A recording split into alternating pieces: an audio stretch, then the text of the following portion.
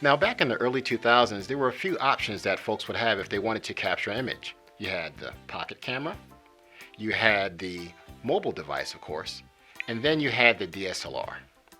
Now, of specific focus, what I want to look at is these two here. You have the mobile camera and the DSLR. Now, let's take a picture with both of those.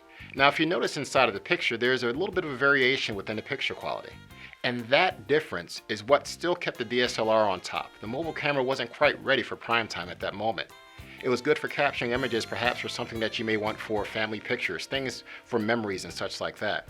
But as far as it works for capturing images that would be used professionally and that you'd be able to save for a long period of time, the mobile camera wasn't ready just yet.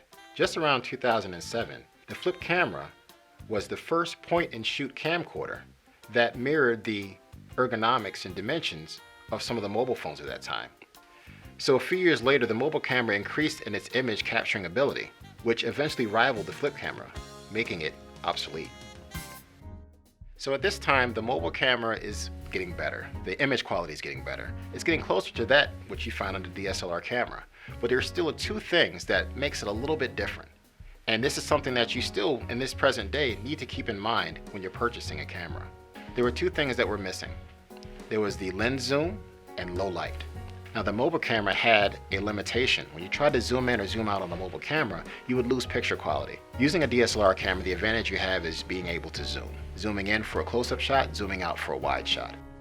Around 2010, the Samsung introduced dual cameras. Now, the dual cameras were still a little bit different, where you had a wide shot and you had a second lens for your close-up, so you can pick back and forth between the two of those. And that eventually was adopted into a bunch of other cameras, such as the iPhone and other ones that were popular at the time and still to this day. The second part is low light. Now, when we think about low light is the ability for the camera to capture a quality image in settings where there isn't as much available light. And that has to do with a sensor.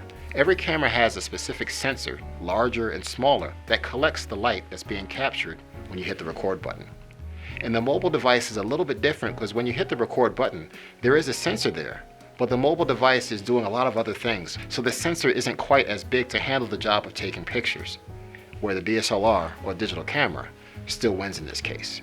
So in 2019 and in 2020, the Google Pixel and Samsung S20 were introduced.